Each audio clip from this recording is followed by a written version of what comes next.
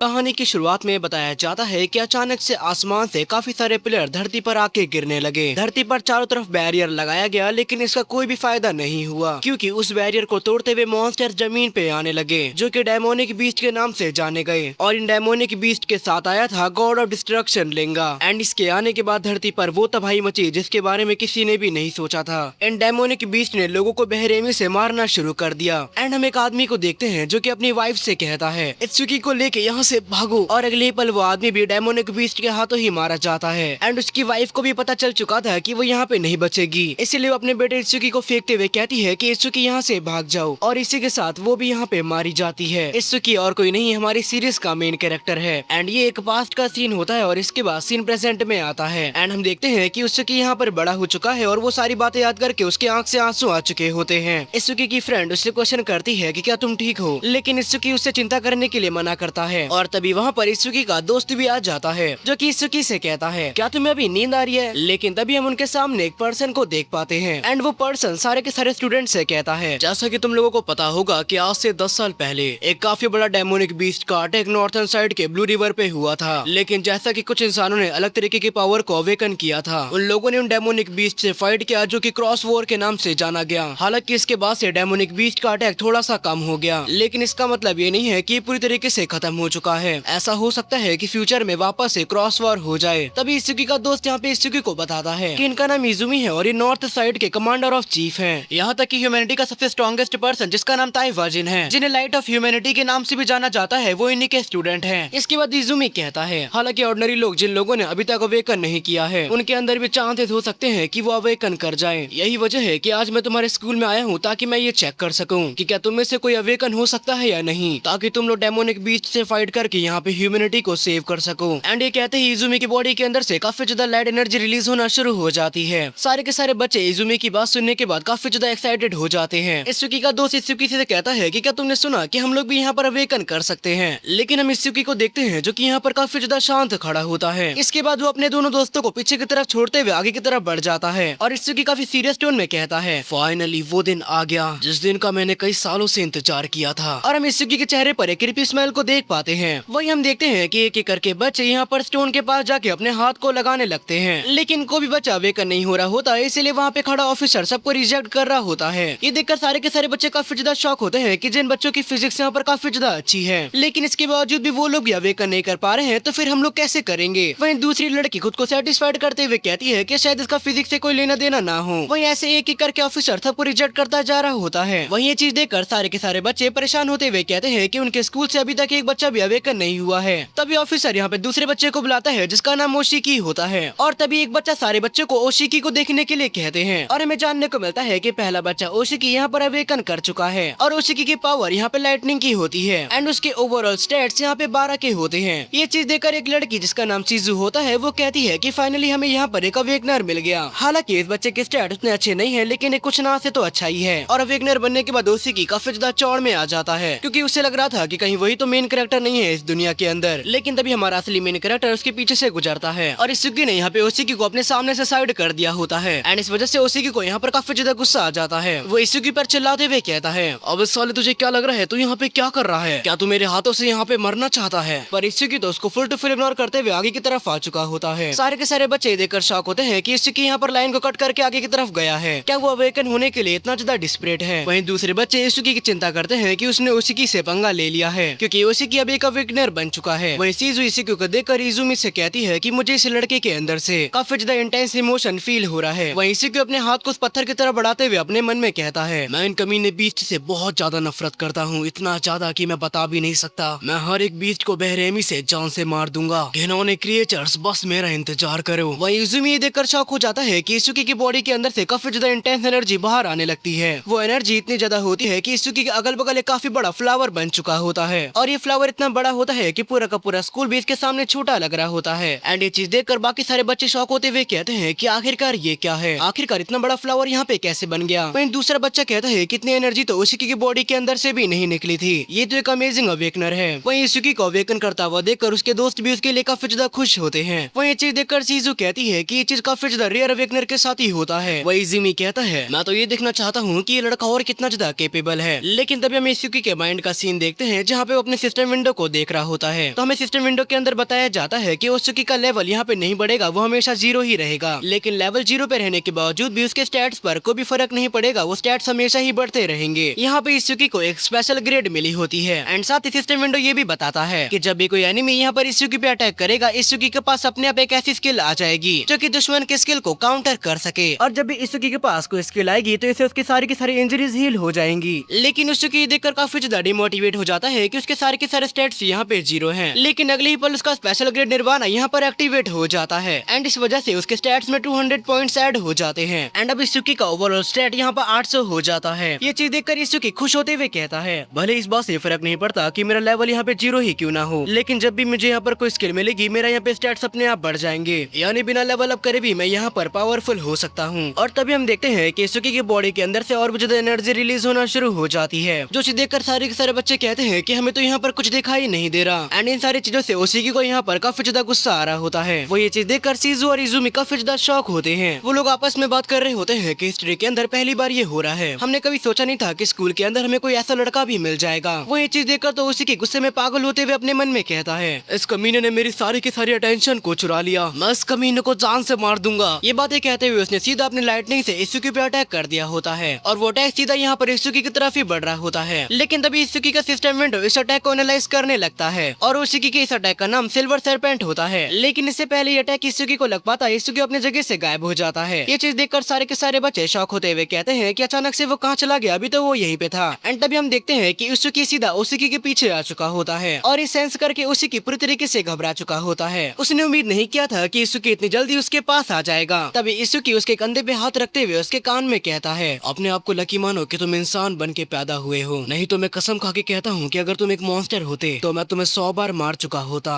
And घबराते हुए ओत्सुकी यहाँ पर जमीन पे गिर जाता है। वही सारे बच्चे देखकर शौक होते हैं कि ओत्सुकी इत्सुकी से डर चुका है। लेकिन अगले पल इत्सुकी की बॉडी यहाँ पर वापस से ग्लो करना स्टार्ट कर देती है, क्योंकि सिस्टम का एनालाइज यहाँ पे 100% हो चुका होता है और सिस्टम ने इत्सुकी को यहाँ पर एक स्किल दे दी होती है जिसका नाम होता है thunder breaker. And skill counter attack है सिल्वर सरपेंट का। और जैसा कि ओत्सुकी की स्किल यहाँ पे सी रैंक की थी, तो ये स्किल भी यहाँ पर सी रैंक की ही होती है। और हम देखते हैं कि इत्सुकी अपने माइंड के अंदर वापस से पहुंच चुका होता है। एंड ये चीज देखकर वो कहता है, जब भी मुझे यहाँ पर एक स्किल मिल रही है मैं सीधा अपने माइंड के स्पेस में आ जा रहा हूँ। और अगर तुम लोग चाहो तो स्किल के बारे में डिटेल में पढ़ सकते हो वीडियो को पॉज करके। एंड ये एक लेवल 1 की स्किल होती है, साथ ही यहाँ पर 10 स्टैट्स पॉइंट भी इत्सुकी को मिले होते हैं। वही ओत्सुकी देखते हुए कहता है, इसके स्टैट्स वापस से बढ़ गए हैं, आखिरकार किस तरीके का मॉन्स्टर है। लेकिन तभी सारे बच्चे नोटिस करते हैं कि अचानक से बारिश होना शुरू हो चुका है और तभी आसमान में से एक पिलर जमीन पे आके नीचे गिरने लगता है। ये चीज देखकर शिजू शॉक होते हुए कहती है कि अचानक से यहाँ पर पिलर कहाँ से आ गया। लेकिन तभी इजुमी शिजू से कहता है, सारे के सारे बच्चों को यहाँ से बाहर भेजो। लेकिन तभी शिजू इजुमी से कहती है, क्या हमें भी यहाँ से नहीं निकलना चाहिए क्योंकि हमारी फाइटिंग स्टाइल कॉम्बैट नहीं है। लेकिन इजुमी इसके लिए साफ मना करते हुए कहता है, अगर हम लोग भी यहाँ से निकल जाते हैं तो सारे के सारे बच्चे और भी ज्यादा घबरा जाएंगे, ऊपर से वो लड़का मुझे एक सन की लगता है। और तभी हम देखते हैं कि सारे के सारे बच्चे जहाँ पर डर के भाग रहे होते हैं वहीं पे इत्सुकी उस पिलर की तरफ बढ़ रहा होता है। लेकिन तभी रास्ते में हम देखते हैं कि इत्सुकी के दोस्त उसके सामने आ जाते हैं एंड वो इत्सुकी को भागने के लिए कहते हैं क्योंकि यहाँ पर बीस्ट का अटैक होने वाला है। लेकिन इत्सुकी तो काफी सीरियस टोन में कहता है, मैं हर एक बीस्ट को जान से मार दूंगा। ये चीज सुनकर उसका दोस्त उस पर चिल्लाते हुए कहता है, क्या तुम्हारा दिमाग यहाँ पर खराब हो चुका है? तुम बस अभी अभी अवेकन हुए हो और बीस्ट से फाइट करने के लिए जा रहे हो, इस तरीके से तो तुम यहाँ पे मारे जाओगे। लेकिन इत्सुकी उन लोगों से कहता है कि मुझ पे यकीन करो। तभी इत्सुकी की फीमेल दोस्त यहाँ पे अपने दूसरे दोस्त को लेके भागने लगती है और वो इत्सुकी पे चिल्लाते हुए कहती है कि अगर तुम मरना ही चाहते हो तो जाके मरो, हमें यहाँ से जाने दो। एंड अगली पल हम देखते हैं कि इत्सुकी पागलों की तरह हंसते हुए कहता है, मुझे सच में यकीन नहीं हो रहा कि यहाँ पर मेरे अवेकन होने के बाद जो मेरा पहला दुश्मन है वो और कोई नहीं बल्कि वही कमीना है जिसने मेरे पेरेंट्स को मारा था। सच में मुझे यहाँ पर काफी ज्यादा लकी फील हो रहा है। और हम इत्सुकी के सामने एक बीस्ट को देखते हैं जिसके स्टैट्स काफी ज्यादा अच्छे होते हैं और वो बीस्ट देखने में काफी ज्यादा पावरफुल भी लग रहा होता है क्योंकि ये एक लेवल 8 का बीस्ट होता है। एंड हम देखते हैं कि इत्सुकी के आंख से आंसू निकल रहे होते हैं और वो अपने मन में कहता है, क्या मुझे यहाँ पर अपने न्यू स्किल को ट्राई करना चाहिए? ये कहने के बाद इत्सुकी अपने थंडर ब्रेकर का यूज करते हुए काफी तेजी से उस बीस्ट की तरफ बढ़ना स्टार्ट कर देता है। ये चीज देखकर वो बीस्ट यहाँ पर इत्सुकी पे अटैक करता है, लेकिन इत्सुकी उसके अटैक को डॉज कर लेता है एंड एक अटैक में उस बीस्ट को पीछे की तरफ उड़ा देता है। ये चीज देखकर सारे के सारे बच्चे शॉक होते हुए कहते हैं कि हमें नहीं लगा था कि इत्सुकी सच में इतना ज्यादा पावरफुल होगा, उसने एक अटैक के अंदर इस बीस्ट को हवा में उड़ा दिया है। वो ये चीज देखकर शिजू भी शॉक होते हुए अपने मन में कहती है, ये पहली बार है कि एक न्यूबी जो अभी अभी अवेकन हुआ है उसने सिर्फ अपने एक अटैक से लेवल 8 के बीस्ट को पीछे हटने पर मजबूर कर दिया। वो ये चीज देखकर इजुमी भी अपने मन में कहता है, मुझे ये कहना पड़ रहा है कि इस लड़के की स्पीड और पावर दोनों ही एक अलग लेवल पर है, लेकिन इसके बावजूद भी वो स्केलेटन सोल्जर को नहीं हरा सकता। और ये बात कहने के पीछे मेरी 2 वजह है। पहली वजह ये है कि स्केलेटन बीस्ट के पास एक ऐसा डिफेंस है जो कि बहुत ज्यादा पावरफुल है। दूसरी वजह यह है कि स्केलेटन बीस्ट के पास एक ऐसा अटैक है जो अपने दुश्मन पर अटैक करके उसकी पूरी की पूरी बॉडी को जला के राख कर देता है। और तभी हम देखते हैं कि स्केलेटन सोल्जर ने अपने बॉनफायर अटैक को सीधा इसुकी पर कर दिया होता है और वो अटैक सीधा इसुकी को हिट कर जाता है। ये चीज देखकर इसुकी के दोस्त उसके लिए काफी ज्यादा परेशान हो जाते हैं। वहीं दूसरी तरफ मोटा इसुकी काफी ज्यादा खुश होते हुए कहता है, बहुत ज्यादा हीरो बनने की कोशिश कर रहा था, अब मजा आएगा जब तू यहाँ पे मरेगा। लेकिन तभी इसुकी का सिस्टम विंडोज बॉनफायर को एनालाइज करना स्टार्ट कर देता है एंड जितने देर में सिस्टम विंडोज अटैक को एनालाइज कर रहा था, हम देखते हैं कि यहाँ पर इसुकी की बॉडी जल रही होती है। एंड ये चीज देखकर चीजू इसुकी के लिए परेशान होते हुए कहती है, अगर वो हिट यहाँ पे लेवल 10 के वेगनर को भी लग जाता तो वो भी यहाँ पर नहीं बच पाता। वही हम देखते हैं कि इसुकी की बॉडी काफी तेजी से जल रही होती है।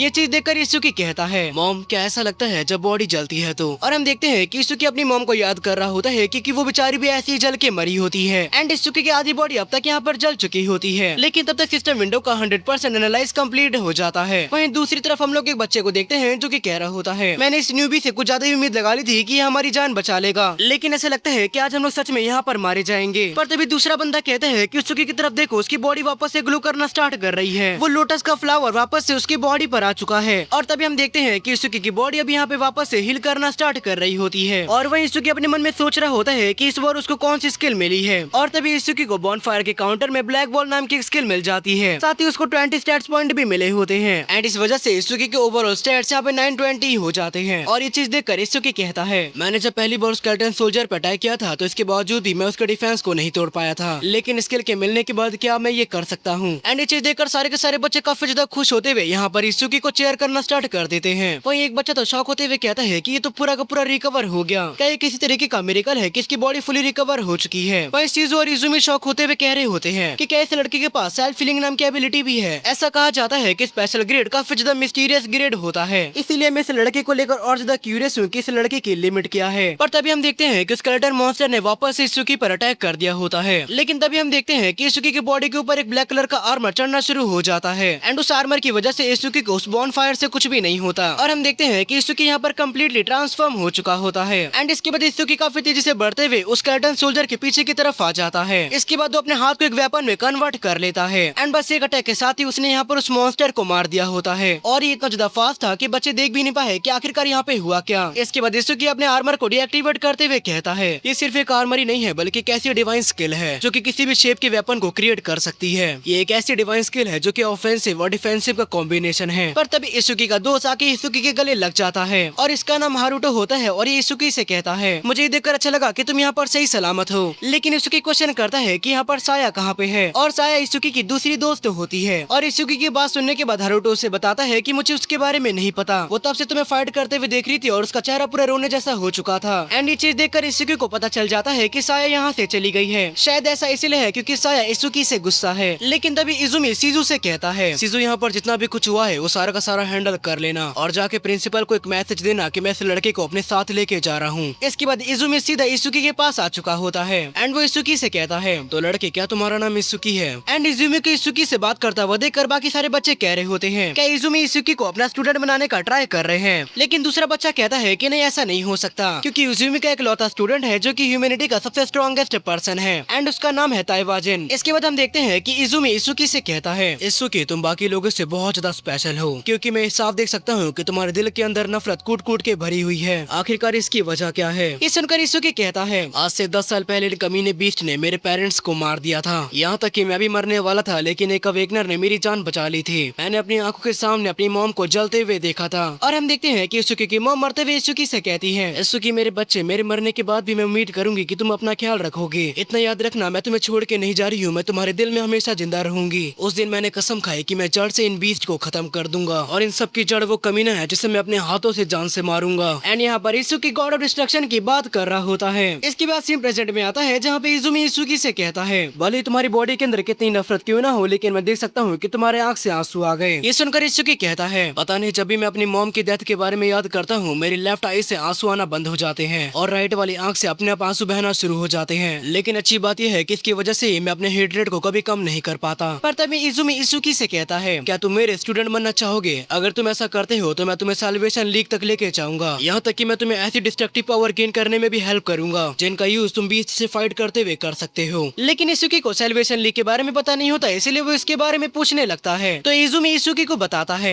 एफिशिएंटली और साइंटिफिकली बीच से फाइट करने के लिए। 5 कॉन्टिनेंट्स की गवर्नमेंट ने यहाँ पे स्ट्रॉन्गेस्ट अवेकनर को इकट्ठा किया और वो सारे अवेकनर वर्ल्ड के स्ट्रॉन्गेस्ट अवेकनर हैं। उन्हीं लोगों ने मिलकर एक ऑर्गेनाइजेशन को बनाया है ताकि अवेकनर बीच से फाइट करके लोगों को बचा सके और उन्हीं अवेकनर को सेवियर कहा जाता है। और इतना ही नहीं बल्कि सेवियर्स को काफी अच्छे रिसोर्स भी दिए जाते हैं, जैसे कि उनको ट्रेनिंग के लिए एक ट्रेनिंग ग्राउंड दिया जाता है और साथ ही काफी अच्छे वेपन्स भी दिए जाते हैं। और इतना ही नहीं बल्कि उनको काफी अच्छे कंपनसेशन भी दिया जाता है। यहाँ तक कि जो ट्रेनिंग सेवियर भी होते हैं उनको भी 10,000 गोल्ड कॉइन दिए जाते हैं। ये सुनकर इत्सुकी पूरी तरीके से शॉक हो चुका था क्योंकि उसने एक्सपेक्ट नहीं किया था कि सेवियर्स को इतना ज्यादा पैसा मिलता होगा। इज़ुमी आगे कहता है कि ऑब्वियस सी बात है कि सारी चीजें फ्री नहीं होती, इसके बदले में सेवियर्स को सामने रहकर डिजास्टर बीस्ट से फाइट करना होता है। एंड इस पॉइंट से मैं बीस्ट को डीमंस बोलूंगा क्योंकि बीस्ट बोलने में मुझे काफी ज्यादा प्रॉब्लम हो रही है। तो चलो आगे कंटिन्यू करते हैं। और इज़ुमी की सारी बात सुनने के बाद इत्सुकी अपने मन में कहता है, हालांकि मुझे यहाँ पर रिसोर्स और बाकी चीजों से फर्क नहीं पड़ता, मेरे लिए जो चीज यहाँ पर सबसे ज्यादा मैटर करती है वो ये है कि मैं फ्रंट लाइन में रह के फाइट कर सकता हूँ। इसलिए इत्सुकी इज़ुमी से कहता है कि मैं भी एक सेवियर बनना चाहता हूँ। ये सुनकर इज़ुमी कहता है, ये सुनकर मुझे काफी ज्यादा अच्छा लगा कि तुमने यहाँ पर काफी अच्छा डिसीजन लिया है, लेकिन लड़के मैं तुम्हें एक बात बता दूं कि सैल्वेशन लीग यहाँ पर हर फरवरी में अपने एग्जाम को रखता है जिसके अंदर 10,000 अवेकनर पार्टिसिपेट करते हैं और उनकी परफॉर्मेंस को देखते हुए उन्हें पॉइंट्स दिया जाता है। एंड इसके बाद जो टॉप 100 रैंकर होते हैं उन्हें ही खाली सैल्वेशन लीग के अंदर लिया जाता है। सैल्वेशन लीग के इस एग्जाम को सैल्वेशन लीग टूर्नामेंट कहा जाता है। इन सारी चीजों के बाद ही तुम सैल्वेशन लीग के अंदर जा पाओगे। ये सुनकर इज़ुमी इज़ुमी से क्वेश्चन करता है, अभी तक का सबसे ज्यादा हाईएस्ट पॉइंट रिकॉर्ड किसने बनाया है? ये सुनकर इज़ुमी उसे बताता है, हालांकि ये चीज उतने काम की नहीं है, लेकिन सबसे ज्यादा हाईएस्ट पॉइंट का रिकॉर्ड अभी तक ताइवाजिन ने बनाया है। उसने 1,15,000 पॉइंट्स का रिकॉर्ड अभी तक बना रखा है। अगर तुम इसका 30% भी स्कोर कर लेते हो तो तुम यहाँ पर पास हो जाओगे, एंड अगर तुमने इसी का 50% स्कोर कर लिया तो तुम यहाँ पर फर्स्ट प्लेस पे आ जाओगे। लेकिन इत्सुकी तो मन में यहाँ पर ताइवाजिन के बारे में ही सोच रहा होता है। वो उसके बारे में सोचते हुए कहता है, ताइवाजिन वही नाम है जिसके बारे में हारुतो ने भी मेंशन किया था, ह्यूमैनिटी का सबसे स्ट्रॉन्गेस्ट पर्सन जिसे लाइट ऑफ ह्यूमैनिटी के नाम से भी जाना जाता है। लेकिन इत्सुकी को ऐसे सोच में देखकर इज़ुमी उससे कहता है, तुम इसके बारे में इतना मत सोचो, ताइवाजिन बहुत ज्यादा स्पेशल पर्सन है। हालांकि तुम उससे खुद को कंपेयर करते हो तो तुम उसके आसपास भी नहीं आओगे, लेकिन इसके बावजूद भी तुम उसे कंधे से कंधा मिलाकर चल सकते हो। और ये सारी बातें बता के मैं तुम्हें इंसल्ट नहीं कर रहा हूँ, बस सच बता रहा हूँ। लेकिन तभी इत्सुकी इज़ुमी से कहता है, मैं ताइवाजिन को सर पास कर दूंगा। ये बात सुनते ही इज़ुमी पूरी तरीके से शॉक हो चुका था। इज़ुमी पास्ट की एक बात याद करता है जहाँ पे वो ताइवाजिन से कह रहा था, क्या तुम्हें पता है कि जनरेशन के अंदर तुम बच्चों के लिए रोल मॉडल का काम करते हो, हर कोई तुम्हारे लक्ष्य कदम पे चलना चाहता है। लेकिन तभी ताइवाजिन इज़ुमी से कहता है, ऐसा नहीं है, मुझे ऐसा लगता है कि कोई तो ऐसा पर्सन आएगा जो कि मुझे भी सर पास कर देगा, बिल्कुल वैसे ही जैसे कि अंधेरे के आते ही लाइट यहाँ पे गायब हो जाती है, क्योंकि सिर्फ मुझे फॉलो करने से डीमंस को खत्म नहीं किया जा सकता है और मैं उस इंसान का वेट करूंगा। एंड वही प्रेजेंट वाले इज़ुमी इत्सुकी को देखते हुए अपने मन में कह रहे होते हैं, क्या ताइवाजिन जिसकी बात कर रहा था वो इंसान आ चुका है? अगले सीन में हम देखते हैं कि इज़ुमी इत्सुकी को लेकर एक अलग जगह पर आ चुके होते हैं और उन दोनों के सामने हम लोग एक फैसिलिटी को देख पाते हैं। इज़ुमी इत्सुकी को बताते हैं, इन्हें पोर्टल्स कहा जाता है जो कि डीमंस को हमारी दुनिया से जोड़ते हैं, जिसकी वजह से डीमंस दूसरी दुनिया से हमारी दुनिया के अंदर आते हैं। और अगर तुमने डीमंस को खत्म करके पोर्टल को डिस्ट्रॉय नहीं किया तो फिर दूसरे डीमन उस पोर्टल से आने लगेंगे। क्या ये सारी चीजें मैंने स्ट्रेंजर थिंग्स के अंदर भी सुनी है? लगता है फिर से मैं भावनाओं में बह गया। आगे कंटिन्यू करते हैं। इज़ुमी अपनी बात को आगे बढ़ाते हुए कहते हैं, लेकिन कुछ पोर्टल्स ऐसे होते हैं जिन्हें डिस्ट्रॉय नहीं किया जा सकता है, तो इसीलिए उस जगह को फैसिलिटी में कन्वर्ट कर दिया जाता है ताकि ऐसे डीमंस भी खत्म होते रहे और यहाँ पे जो अवेकनर्स है वो ट्रेनिंग भी कर सके। ये सुनकर इज़ुमी समझ जाता है कि एक तरीके से ये ट्रेनिंग फैसिलिटी है। तो इज़ुमी यहाँ पर इत्सुकी को और बताते हुए कहते हैं, ऐसी फैसिलिटीज को हम लोग स्टेजेस कहते हैं क्योंकि इसके अंदर बीस्ट का लेवल और नंबर काफी ज्यादा होते हैं, इसीलिए ये जगह काफी ज्यादा खतरनाक होती है। और जिस स्टेज के सामने हम लोग अभी खड़े हैं ये जगह तो और भी ज्यादा खतरनाक है क्योंकि यहाँ पर सबसे ज्यादा न्यूबीज मारे गए हैं। लेकिन अगर बात करी जाए ताइवाजिन की तो उसने सिर्फ 3 मिनट 14 सेकंड के अंदर ये जगह को क्लियर कर दिया था। और अगर तुम ताइवाजिन को सरपास करना चाहते हो तो तुम्हें जगह को 3 मिनट के अंदर क्लियर करना होगा। एंड अगर तुम ऐसा कर पाते हो तभी जाकर मैं तुम्हें अपना स्टूडेंट बनाऊंगा। एंड हम इत्सुकी को देखते हैं जो कि पूरी तरीके से इस चीज के लिए तैयार होता है। वहीं इज़ुमी के बगल में इत्सुकी को चलता हुआ देखकर सारे के सारे लोग काफी ज्यादा शॉक होते हैं। वो लोग आपस में बात कर रहे होते हैं कि इज़ुमी के बगल में आखिरकार ये कौन चल रहा है, क्या ये कोई न्यूबी है? मैंने तो ऐसा सुना है कि इज़ुमी के बगल में बस वही चल सकता है जिसका लेवल इज़ुमी के जितना हो या फिर उससे भी ज्यादा हो। वहीं उन सारे लोगों की बात सुनते हुए इत्सुकी अपने मन में कहता है, क्या ये भी कोई फेमस पर्सन है? अगले सीन में हम देखते हैं कि इज़ुमी यहाँ पर गेट पे आ चुका होता है जहाँ पे लिखा होता है कि यहाँ पर डीमंस का लेवल 10 होने वाला है। ये चीज देखकर इत्सुकी शॉक होते हुए कहता है कि जिस स्केलेटन सोल्जर से मैंने फाइट करी थी उसका लेवल 8 था, तो इसीलिए मैं ये सोच रहा हूँ कि लेवल 10 के मॉन्स्टर यहाँ पर कितने ज्यादा पावरफुल होंगे। वहीं इत्सुकी को देखकर लोग आपस में कहते हैं, फर्क नहीं पड़ता कि न्यूबी ही क्यों ना हो, लेकिन अगर ये इज़ुमी के बगल में खड़ा था तो ये पक्का से काफी ज्यादा पावरफुल अवेकनर होगा। काश ये हमें भी अपने साथ स्टेज के अंदर लेके चला जाता। लेकिन इत्सुकी को समझ में नहीं आता कि यहाँ पर इतने सारे लोग हैं लेकिन कोई भी स्टेज के अंदर एंटर क्यों नहीं कर रहा है। इसके बाद हम देखते हैं कि इत्सुकी रिसेप्शनिस्ट इसुकी के पास आ चुका होता है एंड इसुकी रिसेप्शनिस्ट से कहता है कि मैं स्टेज के अंदर एंटर करना चाहता हूँ। ये सुनकर रिसेप्शनिस्ट उससे कहती है कि अच्छा ठीक है, लेकिन आप कितने लोग अंदर जा रहे हो? ये सुनकर इसुकी कहता है मैं अकेला ही अंदर जाऊंगा। ये बात सुनते हुए रिसेप्शनिस्ट इसुकी पे चिल्लाते हुए कहती है तुम्हें क्या लगता है कि यहाँ पर कोई मजाक चल रहा है या फिर ऐसा है कि तुम यहाँ पर लड़कियां पटाने के लिए आए हो ताकि तुम यहाँ पर शो ऑफ कर सको? तुम्हें ये बात पता होनी चाहिए कि अंदर जाने के बाद तुम सिर्फ इंजर्ड ही नहीं हो सकते बल्कि मारे भी जा सकते हो। वहीं बेचारा इसुकी घबराते हुए अपने मन में कहता है आखिर ये लड़की किस बारे में बात कर रही है। वहीं सारे के सारे लोग इसुकी का मजाक उड़ाते हुए कह रहे होते हैं क्या लोगों ने स्टेज को यहाँ पर मीटिंग प्लेस समझ के रखा है। वहीं कोई कह रहा होता है कि मुझे तो पहले से ही पता था कि यहाँ पर शो ऑफ करने के लिए आया है ताकि ये लड़कियां पटा सके। और ऐसी बातें करते हुए वो सारे लोग यहाँ पर इसुकी पर हंस रहे होते हैं। लेकिन इसके बावजूद भी इसुकी रिसेप्शनिस्ट से कहता है ऐसा लगता है कि तुम्हें यहाँ पर कोई मिसअंडरस्टैंडिंग हो गई है, मेरा ऐसा कोई भी इंटरेस्ट यहाँ पे नहीं है, मैं सिर्फ अकेले ही आया हूँ स्टेज को क्लियर करने के लिए। लेकिन इसके बावजूद भी वो लड़की इसुकी से कहती है देखो तुम्हें यहाँ पर इतना ज्यादा टफ बनने का ट्राई नहीं करना चाहिए। मैं मानती हूँ कि तुम्हारे पास एक अच्छा फेस है और इसके बावजूद भी तुम लड़कियां पटाना चाहते हो, तो फिर ठीक है मैं तुम्हें अपना कॉन्टैक्ट नंबर दे दूंगी, तो फिलहाल के लिए अब यहाँ से चले जाओ। लेकिन अब इसुकी को यहाँ पर काफी ज्यादा गुस्सा आ चुका होता है।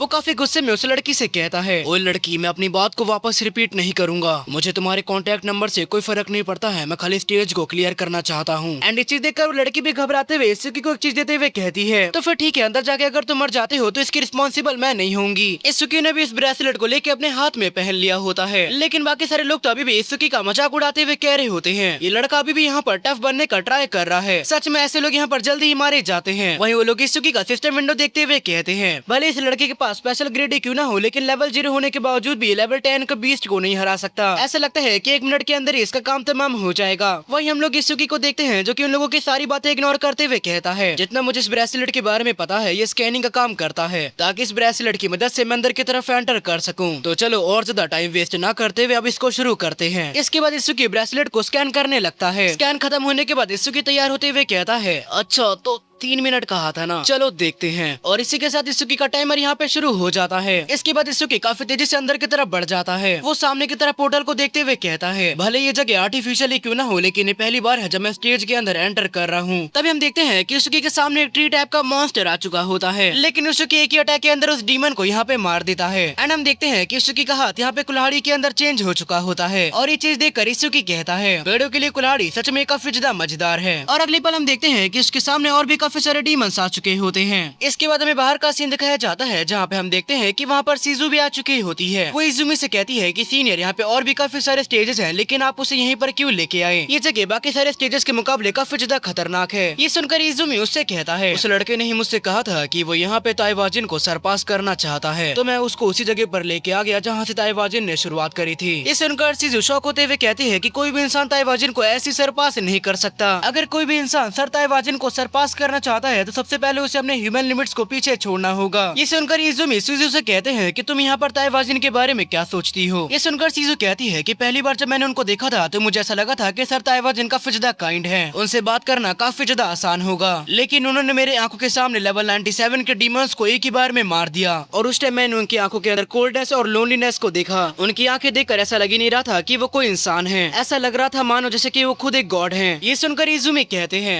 इस लड़के इसुकी के अंदर सेम पोटेंशियल है, लेकिन इसके बावजूद भी ताइवाजिन और इसुकी के अंदर एक चीज काफी ज्यादा अलग है। जहाँ ताइवाजिन एक गॉड की तरह देखा जाता है, लेकिन वहीं दूसरी तरफ ये लड़का एक ऐसा डेविल है जो कि पूरी तरीके से हेट्रेड से बना हुआ है। वो यहाँ पर सिर्फ डीमंस को मारना ही नहीं चाहता बल्कि वो उनके एग्जिस्टेंस को भी मिटा देना चाहता है। सेम पोटेंशियल होने के बावजूद भी वो ताइवाजिन से बिल्कुल अलग है। वही हम देख पाते हैं कि इसुकी काफी बेरहमी से उन सारे के सारे डीमंस को मार रहा होता है, लेकिन इसुकी देखकर शौक होता है कि उसकी निर्वाणा स्किल एक्टिवेट नहीं हुई है इन मॉन्स्टर्स पे। शायद ऐसा इसलिए है क्योंकि डीमंस इसुकी के सामने कुछ भी नहीं है। लेकिन तभी हम देखते हैं कि इसुकी के पीछे काफी खतरनाक डीमन आ चुका होता है जिसने सीधा इसुकी पे अटैक कर दिया होता है, लेकिन इससे पहले वो इसुकी को यहाँ पे मार पाता। लेकिन तभी इसुकी एक ही अटैक में उस डीमन का सर यहाँ पे उड़ा देता है। लेकिन इसके बावजूद भी इसुकी को ये चीज काफी ज्यादा अजीब लग रही होती है। वो खुद से ही क्वेश्चन करते हुए कहता है ये तो एक लेवल 10 का बीस्ट है, तो क्या ये इतना ही कर पाया? पर अगले ही पल इसुकी का निर्वाणा स्किल अपने आप एक्टिवेट हो जाती है एंड इसके साथ सिस्टम यहाँ पे एनालाइज करना स्टार्ट कर देता है। ये चीज देखकर इसुकी को भी समझ में नहीं आता कि इसकी स्किल अचानक से एक्टिवेट क्यों हो गई। लेकिन तभी वो देखता है कि कि वो मॉन्स्टर वापस से खड़ा हो चुका है। एंड ये चीज देखकर इसुकी शॉक होते हुए कहता है, मुझे याद है कि मैंने इसका गला काट दिया था,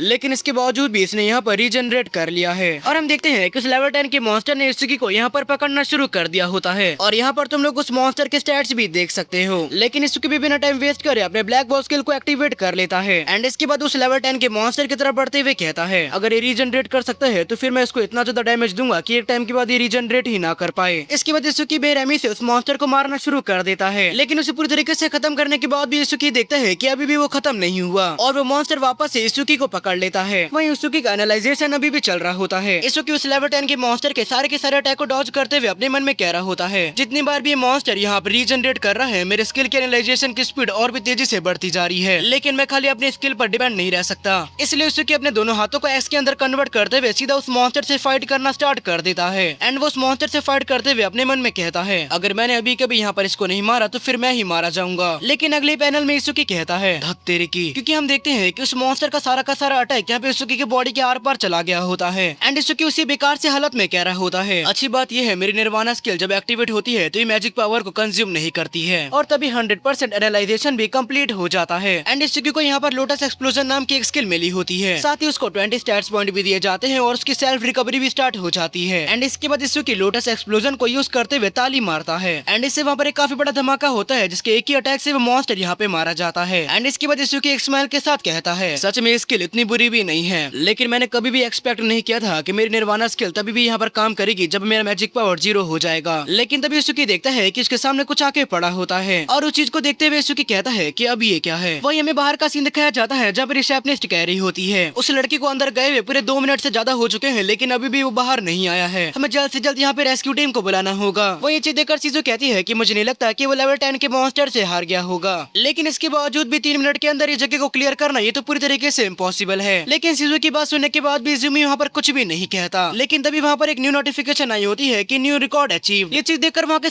सारे लोग शॉक होते हुए कहते हैं, आखिरकार ये पॉसिबल कैसे है कि यहाँ पर एक न्यू रिकॉर्ड बन गया है, क्या सच में ताइवाजिन के रिकॉर्ड को तोड़ दिया गया है। वहीं सीजू देखकर शॉक होते हुए कहती है कि क्या सच में उसने इस जगह को क्लियर कर दिया है। यहाँ तक कि उसने क्लियर ही नहीं किया, बल्कि उसने ये काम सिर्फ 2 मिनट 14 सेकंड के अंदर ही कर दिया है। वही हम देखते हैं कि उसकी भी उस जगह से बाहर आ चुका होता है। वहीं इसुकी को देखकर बाकी सारे लोग आपस में बातें कर रहे होते हैं। इस लड़के ने ताइवाजिन से 1 मिनट पहले ही यहाँ पर इस जगह को क्लियर कर दिया है। क्या ये लड़का यहाँ पर सच में ताइवाजिन से भी बड़ा मॉन्स्टर है। वहीं कोई कह रहा होता है, मुझे तो अभी भी यकीन नहीं हो रहा कि इसने इस जगह को क्लियर कर दिया, वो भी सिर्फ 2 मिनट 14 सेकंड के अंदर ही। लेकिन इसुकी इजुमी से कहता है, जैसा कि मैंने कहा था तो मैंने इस जगह को क्लियर कर दिया, क्या इतना काफी है टीचर। वो ये चीज देखकर इजुमी खुश होते हुए कहते हैं, जैसा कि मैं अपने स्टूडेंट से उम्मीद कर सकता था। वहीं सीजू देखकर काफी ज्यादा शॉक होती है, क्योंकि काफी टाइम बाद यहाँ पर सीनियर इजुमी खुश हैं। एंड ये चीज देखकर सारे के सारे लोग शॉक होते हुए कहते हैं, मुझे तो यकीन ही नहीं हो रहा कि ये इजुमी का स्टूडेंट है। लेकिन आखिरकार ये पॉसिबल भी कैसे है कि इसका लेवल 0 है और इसने यहाँ पर स्टेज को क्लियर कर दिया। बल्कि इतना ही नहीं, ये इजुमी का स्टूडेंट भी बन चुका है। वहीं कोई कहता है, मुझे तो सच में इस लड़के से काफी ज्यादा जेलसी हो रही है। लेकिन तभी हम देखते हैं कि रिसेप्शनिस्ट यहाँ पे इसुकी के पास आ चुकी होती है। एंड हम देखते हैं कि उसके हाथ में एक डब्बा होता है और वो इसुकी से कहती है, जैसा कि आपने यहाँ पर एक रिकॉर्ड बना दिया है तो जल्दी इसको यहाँ पर अपडेट कर दिया जाएगा, और इसीलिए न्यू रिकॉर्ड बनाने के लिए आपको ये टॉफी में दिया जा रहा है, और मेरे पहले रूड बिहेवियर के लिए मुझे माफ कर दीजिए। लेकिन इसुकी उस बारे में चिंता करने के लिए उसे मना करता है, और वो उस रिसेप्शनिस्ट से कहता है, मैं जानता हूँ कि अगर कोई भी आकर यहाँ पर अंदर जाने के लिए कहेगा तो ये सच में काफी ज्यादा रेकलेस लगेगा। यहाँ तक कि अगर मुझ जैसा कोई अंदर जाके मर भी जाता तो तुम्हें इससे कोई भी फर्क नहीं पड़ता, नहीं तुम्हारा कोई लेना देना होता। लेकिन इन सब चीजों के बावजूद भी तुम मुझे अंदर जाने से मना कर रही थी। मैं समझ सकता हूँ कि तुम्हें मेरे लिए चिंता हो रही थी, और तुम्हारा शुक्रिया मेरी चिंता करने के लिए। वहीं इसुकी की सारी बात सुनने के बाद वो लड़की तो टमाटर की तरह लाल हो चुकी होती है। वहीं वो शर्माते हुए कह रही होती है कि नहीं नहीं, ऐसी कोई भी बात नहीं है। लेकिन तभी सीजू यहाँ पर इसुकी को आवाज लगाते हुए कहती है कि क्या तुम चाहती हो कि हम तुम्हें पीछे छोड़ दें। एंड कहीं ना कहीं मुझे ऐसा लगता है कि सीजू यहाँ पर इसुकी को पसंद करती है और उसको यहाँ पर जलन हो रही थी। एंड तुम लोग ऐसा भी कह सकते हो कि ये मेरी थ्योरी है या फिर मेरा ओपिनियन है, मैं कोई गारंटी के साथ नहीं कह रहा हूँ, बस मुझे ऐसा लग रहा है। इसके बाद सीजू इसुकी पर चिल्लाते हुए कहती है कि भले तुम सीनियर के स्टूडेंट बन चुके हो तो इस बात से ज्यादा एक्साइटेड मत हो जाना। वही इजुमी इसुकी से कहते हैं, देखिए ऐसा लगता है कि यहाँ पर ये स्टेज तुम्हारे लिए कुछ भी नहीं है, तो तुम्हारी डिफिकल्टी को शायद बढ़ा देना चाहिए। तुम्हारे करंट लेवल के हिसाब से शायद तुम यहाँ पर एडवांस स्टेज को चैलेंज कर सकते हो। लेकिन इसुकी को समझ में नहीं आता कि आखिरकार यहाँ पर एडवांस स्टेज क्या है। तो सीजू बताती है कि एडवांस स्टेज के अंदर मॉन्स्टर्स के स्ट्रेंथ अलग लेवल पर होते हैं, जैसे कि जिन मॉन्स्टर के पास उनकी इंटेलिजेंस नहीं होती उनसे डील करना काफी ज्यादा आसान होता है। लेकिन इन्हीं मॉन्स्टर में से कुछ ऐसे मॉन्स्टर होते हैं जिनके पास खुद की इंटेलिजेंस होती है, और ये इतने ज्यादा खतरनाक होते हैं कि इनके लेवल के बारे में बताया भी नहीं जा सकता। इन्हीं को स्पेशल बीस्ट या तुम फिर कह सकते हो कि स्पेशल मॉन्स्टर कहा जाता है। हालांकि ऑर्डिनरी मॉन्स्टर और स्पेशल मॉन्स्टर दोनों ही सेम काइंड के होते हैं। एंड इसी तरीके के स्पेशल मॉन्स्टर या फिर कह सकते हो कि एक ऐसा मॉन्स्टर जिसके पास खुद की इंटेलिजेंस है, उन्हीं का सामना तुम्हें एडवांस स्टेज के अंदर करना पड़ता है, जो कि नॉर्मल स्टेज से कई गुना ज्यादा खतरनाक होते हैं। साथ ही वो ये भी बताती है कि ऐसे एडवांस स्टेज नॉर्थर्न कॉन्टिनेंट के डिस्ट्रिक्ट 4 के अंदर है, इसलिए तुम्हारी नेक्स्ट डेस्टिनेशन वहीं पर होने वाली है। अगर तुम चाहो तो मुझसे कोई और क्वेश्चन भी पूछ सकते हो जो तुम पूछना चाहते हो। ये सुनकर युसुकी काफी गुस्से में कहता है, यानी कि जिन 2 मॉन्स्टर्स को मैंने अभी तक मारा है उनके पास खुद की इंटेलिजेंस नहीं थी, यानी कि उन्हें दर्द भी फील नहीं हुआ होगा। लेकिन जैसा कि तुमने कहा कि जो स्पेशल मॉन्स्टर्स होते हैं उनके पास खुद की इंटेलिजेंस होती है,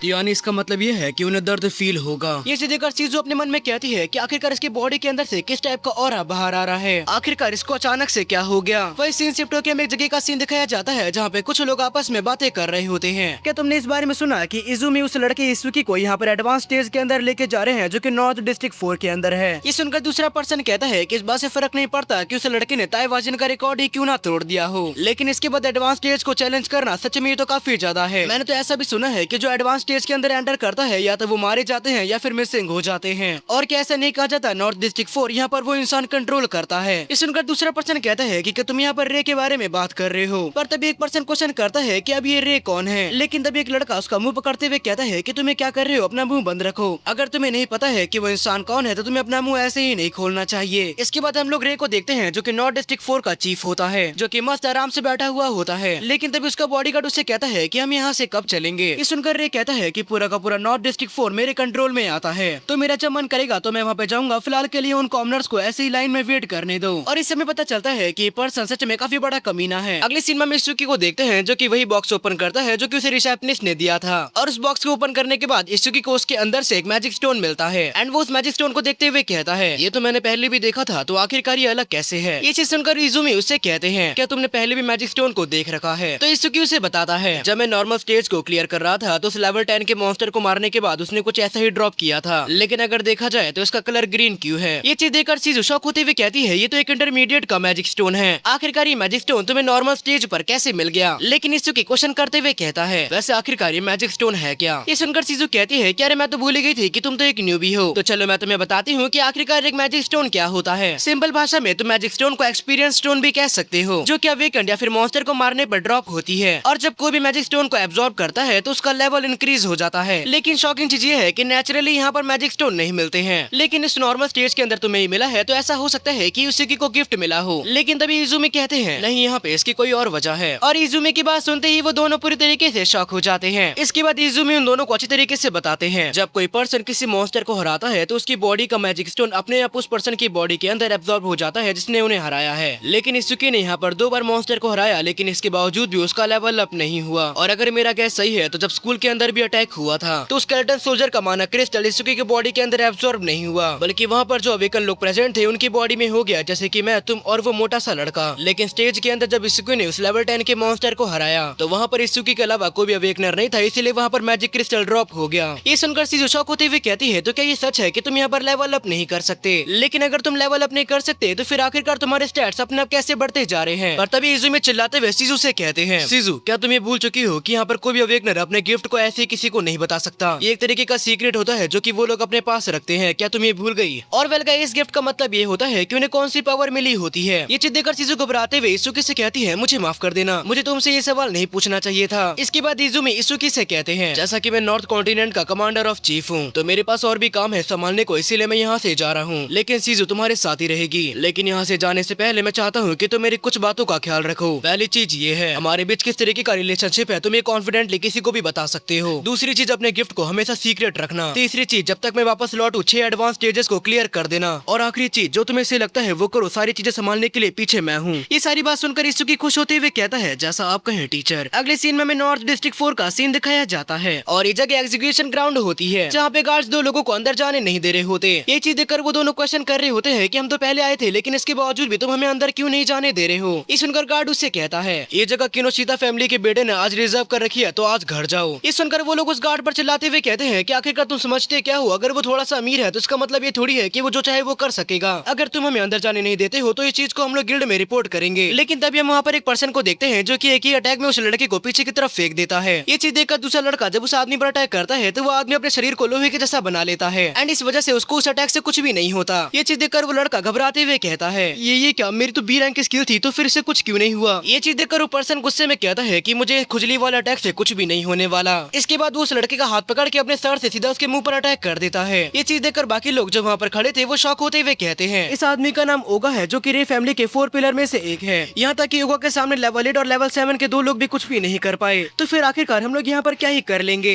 इसके बाद हम देखते हैं कि ओगा सबसे चिल्लाते हुए कहता है कि इस बात से फर्क नहीं पड़ता है कि आखिरकार तुम लोग कौन हो और कितने ही पावरफुल क्यों ना हो, पर तुम स्टेज के अंदर बिना रे के परमिशन के एंटर करने का ट्राई करते हो तो मैं तुम्हें बिल्कुल भी नहीं छोड़ूंगा। और अगर तुम्हें से किसी ने इन दोनों की हेल्प करने का ट्राई किया तो तुम लोग भी रेडी रहना। और हमें ओगा के लेवल के बारे में भी पता चलता है जो कि लेवल 12 का होता है। वही गार्ड्स ओगा से ज्यादा करने के लिए मना करते हैं, नहीं तो उसको रिपोर्ट किया जा सकता है। इस सुनकर ओगा भी उस लड़की को छोड़ते हुए एक तरफ फेंक देता है, लेकिन तभी हम देखते हैं कि सुकी ने उस लड़की को पकड़ लिया होता है। ये चीज देखकर वो लोग शॉक होते हुए कहते हैं कि क्या ये लड़का बहरा है, इसने अभी भी नहीं सुना कि ओगा ने क्या कहा। उसने पहले ही साफ कह दिया है कि कोई भी इनकी हेल्प नहीं करेगा, तो फिर आखिरकार ये उनकी हेल्प क्यों कर रहा है। लेकिन एक सेकंड रुको, जो लड़की उसके बगल में खड़ी है वो इतनी ज्यादा फैमिलियर क्यों लग रही है। तभी ओगा अपनी बात को रिपीट करते हुए सुकी से कहता है कि अपने घर लौट जाओ, बिना रे की परमिशन के कोई भी स्टेज के अंदर एंटर नहीं कर सकता है। ये सुनकर सुकी उससे कहता है कि तुमने क्या कहा कि मैं इसके अंदर एंटर नहीं कर सकता हूँ। वो ये चीज देखकर सीजू कहती है कि अभी कभी मैं एडमिनिस्ट्रेशन को रिपोर्ट करती हूँ, क्योंकि ऐसा कोई भी बिहेवियर यहाँ पे सहा नहीं जाएगा। लेकिन तभी इसुकी उसे रोकते हुए कहता है टीचर ने मुझसे कहा था कि मुझे जो सही लगता है मैं वो कर सकता हूँ, तो फिर आखिरकार तुम रिपोर्ट क्यों कर रही हो। इसके बाद इसुकी उस लड़के को सीजू को देते हुए कहता है कि इसका ध्यान रखना। वही सारे लोग इसुकी का लेवल देखते हुए कहते हैं कि इसका लेवल तो 0 है, आखिरकार ये ओगा के सामने कैसे टिकेगा। वही ओगा अपने मन में कह रहा होता है इस लड़के से मेरा 12 लेवल ज्यादा है, लेकिन इसके बावजूद भी मुझे यहाँ पर प्रेशर फील क्यों हो रहा है। फर्क नहीं पड़ता कि इसके पास स्पेशल ग्रेड हो और इसका स्टैट ज्यादा ही क्यों ना हो, फिर भी ये मेरे सामने नहीं टिक सकता है। लेकिन अगले पल वो देखता है कि इसुकी सीधा उस पर अटैक करने के लिए आ चुका होता है। इसके बाद इसुकी सीधा उसके मुंह पर ही अटैक कर देता है, लेकिन ओगा ने अपने चेहरे को मेटल का बनाते हुए इसुकी के पंच को ब्लॉक कर लिया होता है। इस वजह से ओगा को यहाँ पर कुछ भी नहीं होता। एंड ये चीज देखकर ओगा मुस्कुराते हुए अपने दोनों हाथों को मेटल में चेंज कर लेता है। इसके बाद ओगा इसुकी पर अटैक करते हुए कहता है कि भले लड़के तुम्हारे पास स्पीड है लेकिन तुम्हारे पास पावर नहीं है। लेकिन इसुकी भी तुरंत ही पीछे की तरफ हटते हुए उसके अटैक को डॉज कर लेता है। साथ ही इजुकी अपने मन में कहता है इससे डील करने के लिए मुझे थंडर ब्रेकर की एजिलिटी को बढ़ाना होगा। लेकिन तभी इजुकी का निर्वाणा स्किल एक्टिवेट हो जाता है और वो ओगा के स्किल के काउंटर के लिए यहाँ पे एनालाइज करना स्टार्ट कर देता है। वही चीज देखकर इजुकी समझ जाता है कि अगर उसकी स्किल एक्टिवेट हो चुकी है तो यानी कि उसे भी यहाँ पर सीरियस हो जाना चाहिए। इसके बाद वो तेजी से ओगा की तरफ अटैक करते हुए कहता है अगर ऐसा है तो मैं इसके फ्लैश पर अटैक करूंगा। लेकिन इजुकी का अटैक काम नहीं करता क्योंकि ओगा ने उसके अटैक को ब्लॉक कर लिया होता है। वही चीज देखकर इजुकी अपने मन में कहता है ऐसा लगता है कि इसे लग रहा है कि ये मेरी टॉप स्पीड है। अच्छी बात है, ऐसे ही गार्ड डाउन करते रहो। इसके बाद यहाँ पे हम देखते हैं कि इजुकी ने अपने बॉडी पर थंडर ब्रेकर को एक्टिवेट कर लिया होता है एंड इस वजह से उसकी स्पीड यहाँ पर और भी ज्यादा बढ़ चुकी होती है। और थंडर ब्रेकर की एबिलिटी को देखकर यहाँ पर ओगा भी शॉक हो चुका होता है। इजुकी काफी तेजी से ओगा पर अटैक करते हुए कहता है कि मैं तुम्हें मेटल में चेंज होने का टाइम ही नहीं दूंगा। वो ये चीज देखकर सारे के सारे लोग शॉक होते हुए कहते हैं कि क्या सच में ये लड़का लेवल 0 का है और आखिरकार ये डिफरेंट स्किल को कैसे यूज कर पा रहा है। तभी दूसरा लड़का कहता है कि उससे भी बड़ी बात यह है कि लेवल 0 पे होने के बावजूद भी योगा को पीट रहा है। वही योगा पीटते हुए अपने मन में कहता है कि लेवल 0 पे होने के बावजूद भी आखिरकार इतना ज्यादा फास्ट कैसे है, यहाँ तक कि मुझे चिल्लाने का टाइम भी नहीं मिल रहा है और आखिरकार वो गार्ड्स मेरी हेल्प क्यों नहीं कर रहे हैं। तभी योगा चिल्लाते हुए कहता है कि मेरे पास और कोई चारा नहीं बचा है। और तभी हम देखते हैं कि योगा की पूरी बॉडी यहाँ पे मेटल के अंदर चेंज हो चुकी होती है। ये चीज देखकर योगा खुश होते हुए इजुकी से कहता है लड़के तुम्हारा शुक्रिया, बस तुम्हारी वजह से ही मैं अपने लिमिट को यहाँ पर पुश कर पाया हूँ। अब मेरे डिफेंस में 500 पॉइंट्स हो चुके हैं क्योंकि मेरे डिफेंस 50% इंक्रीज हो चुका है। पहले तो मैं सोच रहा था कि मैं तुम्हारी बॉडी को आधी काट दूंगा, लेकिन जैसा कि तुमने मेरी लिमिट पुश करके मेरी हेल्प करी है तो मैं तुम्हें यहाँ पे एक आसान मौत दूंगा। वो ये डिफेंस 500 वाली बात सुन के सारे लोग शॉक होते हुए कहते हैं कि लेवल 12 पर आखिरकार ये पॉसिबल कैसे है। वही हम देखते हैं कि उसकी का एनालाइजेशन यहाँ पे 98% तक पहुंच चुका होता है और इसकी हंसते हुए ओगा से कहता है अगर तुम्हारा डिफेंस इतना ज्यादा बढ़ चुका है यानी कि तुम्हारा मैजिक पावर बिल्कुल बेकार हो चुका है। इस सुनकर ओगा उस पर चिल्लाते हुए कहता है कि अपनी बकवास बंद करो। वही हम लोग इसुकी के अगल बगल वापस से फ्लावर को बनता हुआ देखते हैं, जिससे हमें पता चल जाता है कि उसका एनालाइजेशन 100% कंप्लीट हो चुका है। वही इसुकी ओगा का मजाक उड़ाते हुए कहता है कि तुम्हारा मैजिक यहाँ पर पूरी तरीके से बेकार हो चुका है, लेकिन चिंता मत करो, मैं तुम्हें यहाँ पे टॉर्चर नहीं करूंगा बल्कि इस चीज को तुरंत ही खत्म कर दूंगा। वही चीज उन दोनों लड़कों को ट्रीट करते हुए अपने मन में कहती है कि इसके अगल बगल वापस से फ्लावर बन चुका है, क्या ये फिर से स्ट्रॉन्ग हो रहा है। और हम देखते हैं कि इसुकी पूरे के पूरे फ्लावर के अंदर जा चुका होता है। वही हम इसुकी के माइंड स्पेस का सीन देखते हैं। इसुकी को यहाँ पे काउंटर स्किल के तौर पे क्लियर ऑर्ब नाम की स्किल मिली होती है और स्किल को देखते हुए इसुकी कहता है ये स्किल कोई डिफेंसिव स्किल नहीं है, यानी कि मैं इसे काफी ज्यादा डैमेज दे पाऊंगा। लेकिन यहाँ पर दिक्कत इसकी स्पीड की है क्योंकि इसका स्पीड इतना ज्यादा कम है कि कोई ऑर्डिनरी पर्सन भी इसको डॉज कर लेगा। और मुझे नहीं लगता कि उस कमीने के सामने ये स्किल कोई दिक्कत बनेगी। उस कमीने को अपने डिफेंस को लेकर काफी ज्यादा घमंड है, मैं उसके घमंड को ही तोड़ दूंगा। एंड इसके बाद इसुकी यहाँ पर सेल्फ हील होना स्टार्ट हो जाता है और उसको यहाँ पर 10 स्टैट्स पॉइंट भी मिले होते हैं और इसुकी का ओवरऑल स्टैट यहाँ पे 1000 से 1040 तक होता है। अगले सीन में हम देखते हैं कि इसुकी उस फ्लावर से बाहर आ चुका होता है और हम देखते हैं कि उसके हाथ में एक ऑर्ब होता है और उसने उस ऑर्ब को सीधा ओगा की तरफ पॉइंट कर रखा होता है। इसुकी ओगा से कहता है तो चलो इसे डॉज करके दिखाओ। ये चीज देखकर सारे के सारे सारे लोग शौक होते हुए कहते हैं कि वो देखो उसके पास क्या है, ये तो देखने में सच में काफी ज्यादा खतरनाक स्किल लग रही है। देख के ऐसा लगता है कि आज तो होगा कि खैरियत ही नहीं है। लेकिन अगले पल वो लोग उस बॉल की स्पीड देखकर शांत हो जाते हैं। वो लोग इस ऑर्ब की स्पीड को देखते हुए कहते हैं कि ये क्या है। वही वो बॉल धीरे धीरे करके सीधा होगा की तरफ बढ़ रहा होता है। एंड ये चीज देखकर होगा कहता है कि अगर यही तुम्हारा ट्रम्प कार्ड था तो कितना ज्यादा बेकार है कि तुम यहाँ पर एक पैथेटिक मौत मरने वाले हो। लेकिन तभी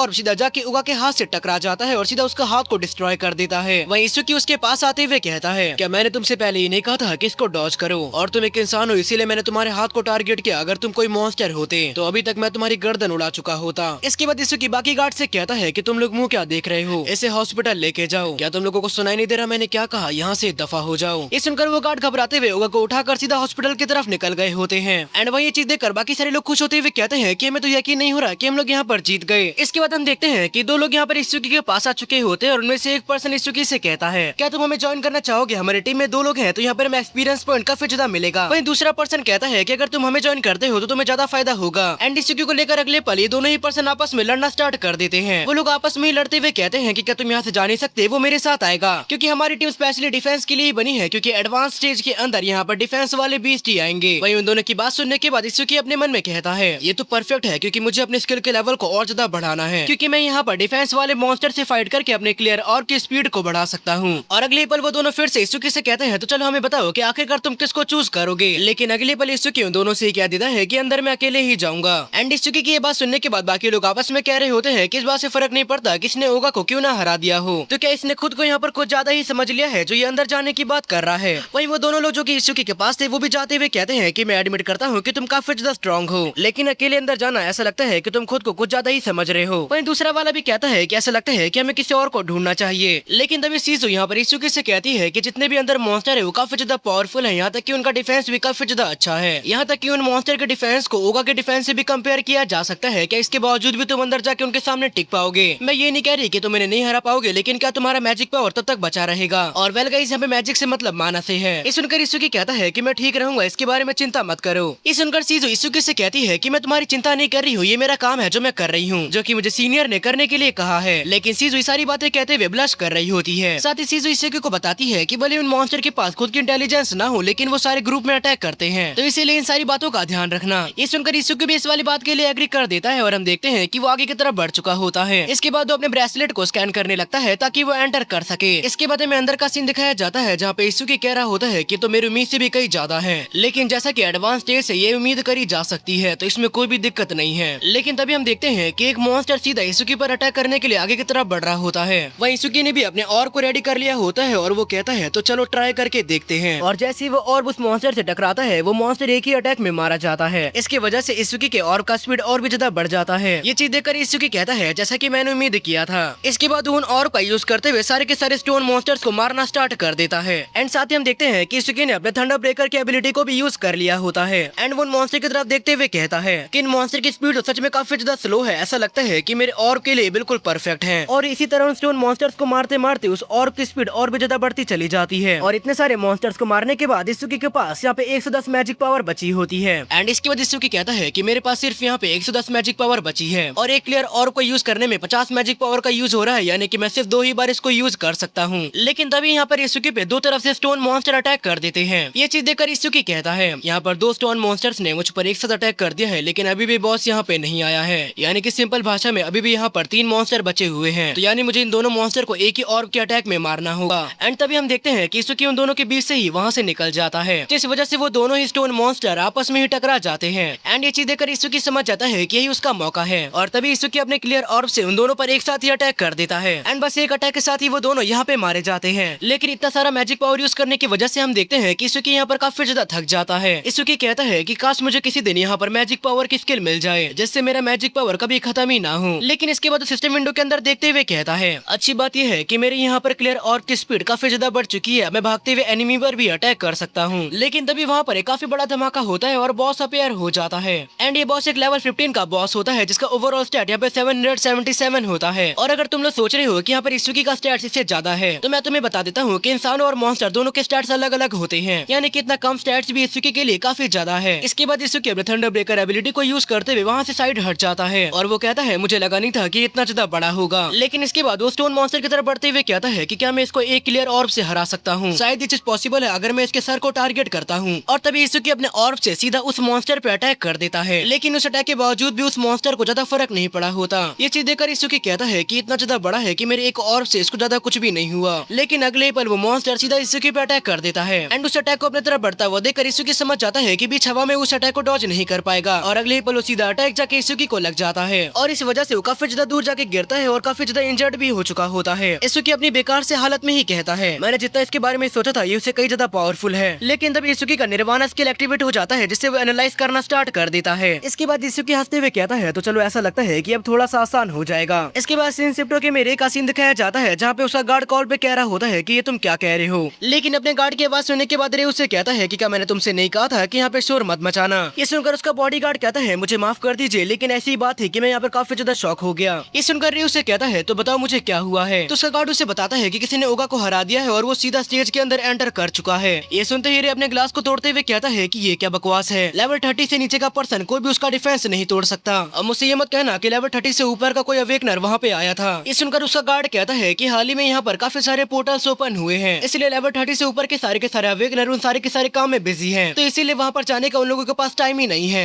और बात करी जाए एग्जीक्यूशन ग्राउंड के यहाँ पर न्यूबीज की, तो उनका लेवल सिर्फ 10 है या फिर उससे भी कम है। तो फिर क्या तुम उसे ये कहना चाहते हो कि उसे किसी न्यूबी ने हरा दिया है। ये सुनकर उसका गार्ड कहता है कि अगर आप मुझे थोड़ा सा टाइम देते हैं तो मैं उसके बारे में सारी की सारी इन्फॉर्मेशन को निकाल लूंगा। ये सुनकर उसे कहता है कि इसकी कोई भी नीड नहीं है, अगर वो पर्सन लेवल 30 का भी है तो भी तुम मेरे साथ हो। और जैसा कि एग्जीक्यूशन ग्राउंड वहाँ के मॉन्स्टर्स के लिए काफी ज्यादा फेमस है, क्योंकि उन मॉन्स्टर से फाइट करने में काफी ज्यादा टाइम लगता है, इसीलिए हम लोग अभी कभी वहाँ निकल रहे हैं। ये सुनकर गार्ड कहता है, लेकिन क्या हमें उसके बारे में एक बार पता नहीं लगा लेना चाहिए। ये सुनकर काफी गुस्से में कहता है कि क्या तुम्हें सुनाई नहीं दिया, मैंने कहा हम लोग अभी यहाँ से निकल रहे हैं। ये सुनकर उसका गार्ड भी घबराते हुए इस वाली बात पे एग्री कर देता है। इसके बाद रे अपने कपड़े पहनते हुए कहता है कि वो जो भी इंसान है मैं उसको रिग्रेट करवा के रहूंगा कि किनोशिता फैमिली से पंगा लेने का नतीजा क्या होता है। वही हम लोग इसुकी का सीन देखते हैं जहाँ पे उसका 100% एनालाइजेशन कंप्लीट हो चुका होता है एंड ये चीज देखकर इसुकी कहता है, फाइनली अब मुझे और ज्यादा यहाँ पर किसी चूहे की तरह भागना नहीं पड़ेगा। और अगली पल हम देखते हैं कि इसुकी के अगल बगल वापस से फ्लावर बन जाता है, लेकिन यहाँ पर इसुकी को कोई भी स्किल नहीं दिया जाता है क्योंकि दूसरे स्किल मिलने की वजह इसुकी के ऑर्ब का लेवल ही 2 हो चुका होता है। और ये चीज देखकर इसुकी पूरी तरीके से शॉक हो चुका था क्योंकि उसने एक्सपेक्ट नहीं किया था।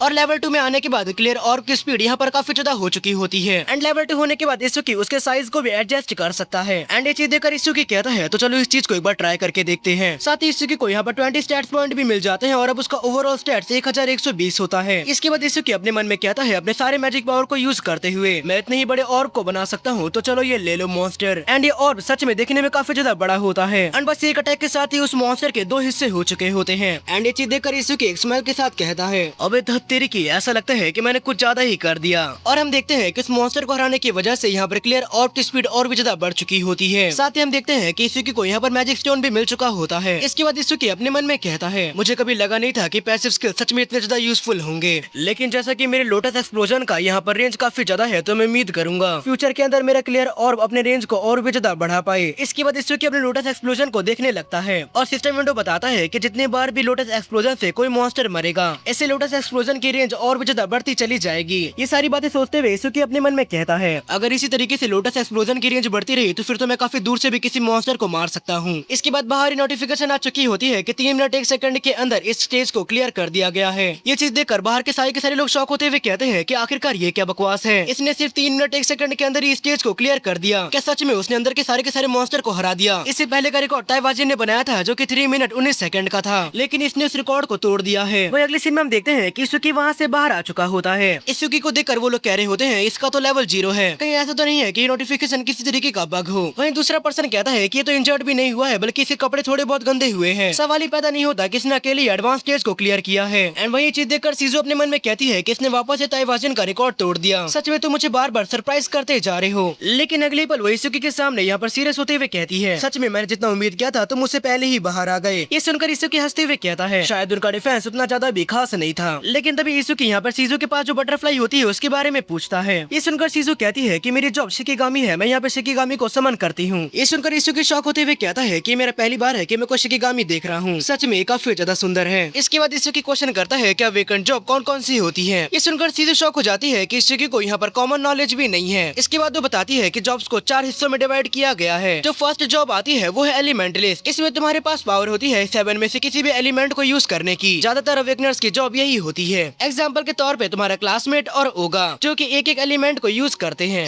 सेकंड जॉब जो आती है उसके अंदर शिकिगामी यूजर शिकिगामी को समन करते हैं और वो शिकिगामी यूजर्स की बात मानते हैं और हमें पता चलता है कि सीजू का लेवल यहाँ पे 15 होता है और वो एक शिकिगामी यूजर होती है। वो बताती है शिकिगामी यूजर के पास शिकिगामी बचपन से ही होता है, क्या तुम इससे और कोई क्वेश्चन पूछना चाहते हो? लेकिन इसकी शौक होते हुए कहता है कि तुम्हारा शिकिगामी तो तुमसे भी ज्यादा पावरफुल है और ये बात तो सीजू के दिल पे लग जाती है। इसके बाद वो बताती है कि ऐसा इसलिए होता है क्योंकि शिकिगामी भी यहाँ पर एक्सपीरियंस को एब्जॉर्व करते हैं और हमेशा से उनका लेवल उनके मास्टर से ज्यादा होता है। ये सुनकर इसुकी सीरियस होते हुए कहता है यानी अगर किसी शिकिगामी यूजर से फाइट होती है तो मुझे शिकिगामी को नहीं बल्कि उसके यूजर को टारगेट करना होगा। ये चीज देखकर सीजू शॉक होते हुए कहती है कि फिर से वही नेगेटिव और आखिरकार इस इंसान के साथ क्या दिक्कत है। इसके बाद इसुकी कहता है कि तुमने मुझे यहाँ पर सिर्फ 2 ही जॉब के बारे में बताया है, बाकी 2 जॉब के बारे में तो बताया ही नहीं। ये सुनकर सीजू थोड़ा सा परेशान होते हुए कहती है कि जो 3rd जॉब है वो थोड़ी सी यहाँ पर मिस्टीरियस है। हालांकि उस जॉब को लेकर मेरे पास ज्यादा इन्फॉर्मेशन नहीं है, लेकिन जितनी भी इन्फॉर्मेशन है वो मैं तुम्हें बताती हूँ। जो तीसरी जॉब है वो है ऑर्डर ब्रेकर, जो की तुम्हारी जॉब है और ये मिस्टीरियस इसलिए है क्योंकि जो ऑर्डर ब्रेकर की एबिलिटीज होती है वो काफी ज्यादा अजीब होती है। एग्जाम्पल के तौर पे तुम्हारा वो ब्लू लोटस फ्लावर और कुछ ऑर्डर ब्रेकर ऐसे भी होते हैं जो कि अपने साइज को बड़ा कर सकते हैं और वहीं कुछ अपने काफी सारे क्लोन्स को बना सकते हैं, यहाँ तक कि इनफिनाइट क्लोन्स भी,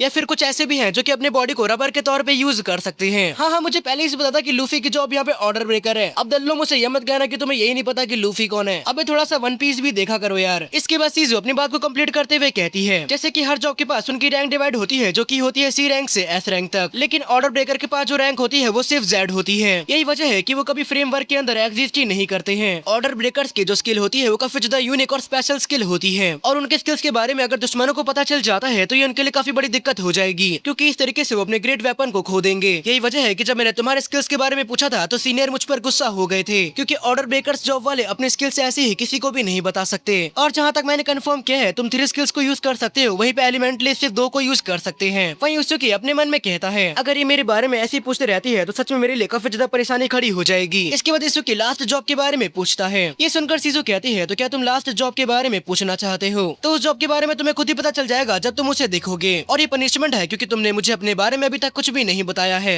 ये सुनकर इसुकी इस वाली बात पे एग्री कर देता है। वहीं सीजू इसुकी को बताती है जिन 2 स्टूडेंट की तुमने जान बचाई थी वो सेफ है, अब मुझे ये बताओ कि आखिरकार तुम्हारा आगे का क्या प्लान है। ये सुनकर इसुकी कहता है मैं स्टेज को और 2-3 बार क्लियर करने के बारे में सोच रहा हूँ। ये सुनकर सीजू उस पर चिल्लाते हुए कहती है कि तुम्हें सच में किसी भी चीज के बारे में नहीं पता है। एक स्टेज को क्लियर करने के बाद तुम अगले 2 से 3 दिन बाद इसको क्लियर कर सकते हो। ये सुनकर इसुकी शॉक होते हुए कहता है कि कहीं यहाँ पर भी कोई कूल डाउन टाइम है। ऐसा लगता है रे किनोशिता जो भी उसका नाम है वो यहाँ पर स्टेजेस को कंट्रोल कर रहा है। साथ ही इसुकी डिसाइड करता है कि अगर वो अपने क्लियर ऑर्ब के रेंज को नहीं बढ़ा सकता तो वो अपने लोटस एक्सप्लोजन के रेंज को बढ़ाएगा। इसके बाद इसुकी क्वेश्चन करता है कि यहाँ पे कोई ऐसा स्टेज है जहाँ पर काफी सारे मॉन्स्टर्स हों। ये सुनकर सीजू कहती है कि अगर तुम्हें कोई ऐसा स्टेज चाहिए जहाँ पर काफी सारे मॉन्स्टर्स हों तो हाँ, एक ऐसा स्टेज यहाँ पर है। हालांकि इन मॉन्स्टर्स का लेवल उतना ज्यादा नहीं है, लेकिन वो तादाद में काफी ज्यादा है। यहाँ तक इतनी सारी आबादी को देखकर काफी सारे अवेकनर तो पीछे ही हट गए। तुम उनसे तब तक डील नहीं कर सकते हो जब तक तुम्हारे पास कोई ऐसी स्किल ना हो जिससे तुम एक ही अटैक में काफी सारे मॉन्स्टर को मार सको। एंड सीजू की बात सुनने के बाद इसुकी अपने मन में कहता है मुझे अभी अभी याद आया कि मैंने इसके सामने अभी तक लोटस एक्सप्लोजन को यूज ही नहीं किया है। शायद यही वजह है कि इसको पता ही नहीं है कि मेरे पास ऐसी कोई स्किल भी है। इसके बाद सीजू उससे कहती है कि क्या तुम फिर भी वहाँ पे जाना चाहते हो जबकि तुम्हारे पास ऐसा कोई स्किल भी नहीं है? ऐसा लगता है कि उस जगह पर जाने के बाद तुम सच में काफी ज्यादा पछताने वाले हो।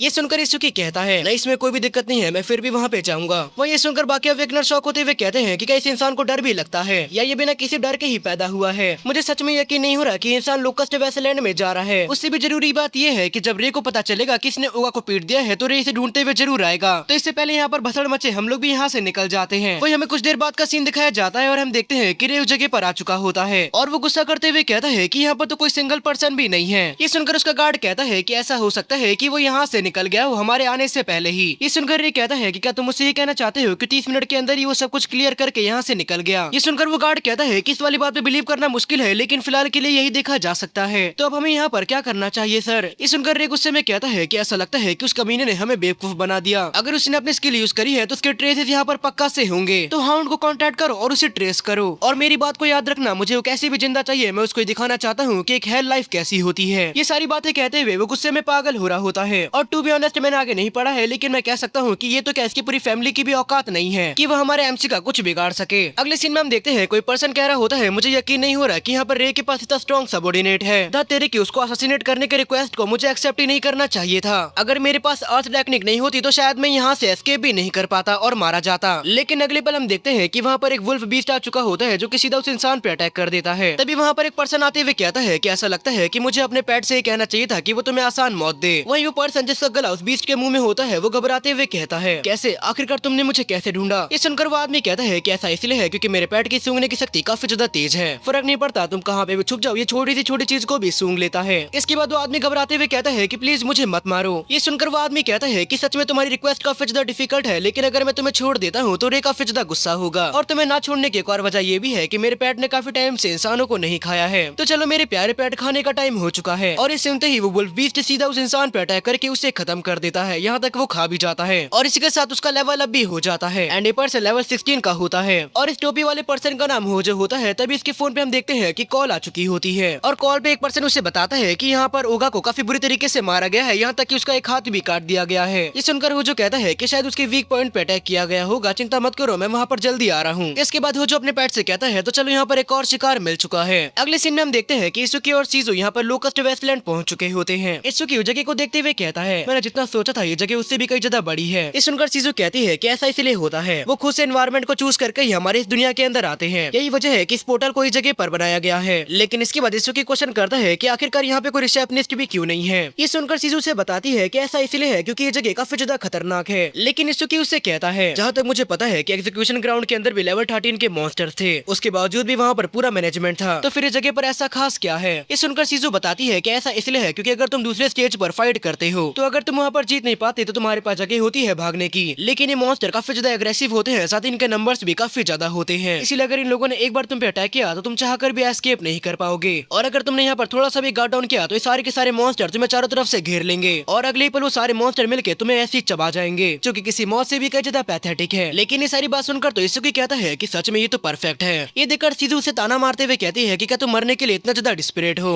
ये सुनकर इसुकी कहता है तुम्हें क्या लगता है कि इनकी औकात है कि कीड़े मकोड़े मुझे खाएंगे। इसके बाद हम देखते हैं कि इसुकी अंदर की तरफ चला गया होता है। वही सीजू इसुकी की चिंता करते हुए अपने मन में कहती है कि मैं बस उम्मीद करूंगी कि वो ठीक रहे, यहाँ तक कि वो अकेले अंदर चला गया जबकि मैंने उसे सब कुछ बता दिया है जो भी मुझे पता था। इसके बावजूद भी अगर वो मर जाता है तो ये उसकी रिस्पॉन्सिबिलिटी होगी। और ये सारी बातें कहते हुए सीजू यहाँ पर काफी ज्यादा परेशान हो रही होती है। ऐसा लगता है मुझे जाकर इसके बारे में सीनियर को बताना होगा, लेकिन तभी सीजू पीछे से इंटेंस प्रेशर को फील करती है। इसके बाद सीजू जब पीछे की तरफ देखती है तो हमें पता चलता है कि और कोई नहीं बल्कि होजो होता है अपने कुत्ते के साथ। अच्छा ठीक है, वुल्फ बीस्ट है। होजो सीजू से कहता है कि मैं इसमें यहाँ पर किसी को ढूंढ रहा हूँ। इसके बाद हमें स्टेज के अंदर का सीन दिखाया जाता है जहाँ पे हम देखते हैं कि इसुकी कहता है आखिरकार ये क्या बकवास है, कीड़े मकोड़े बाहर आ जाओ, मैं यहाँ पे आ चुका हूँ तुम्हारी एग्जिस्टेंस को खत्म करने के लिए। और तभी हम देखते हैं वो छोटे मोटे मॉन्स्टर सीधा इसुकी की तरफ अटैक करने के लिए बढ़ने लगते हैं। ये चीज देखकर इसुकी कहता है कि मैंने जितना सोचा था ये तो उससे भी कमजोर है, तो अगर ऐसी बात है तो फिर मेरे लोटस एक्सप्लोजन के लिए यहाँ पर कोई भी दिक्कत नहीं होनी चाहिए। लेकिन तभी इसुकी इनके नंबर देखते हुए काफी ज्यादा शॉक हो जाता है क्योंकि इनकी संख्या सच में काफी ज्यादा होती है। लेकिन इसुकी को इससे कोई भी फर्क नहीं पड़ता, वो अपने लोटस एक्सप्लोजन को रेडी करते हुए कहता है कमीनो सारे के सारे एक साथ आ जाओ, यही तो मैं चाहता हूँ। इसके बाद इसुकी अपने लोटस एक्सप्लोजन को यूज करते हुए कहता है कि तुम लोग संख्या में जितना ज्यादा होगे ये मेरे लिए उतना ही ज्यादा काम करेगा।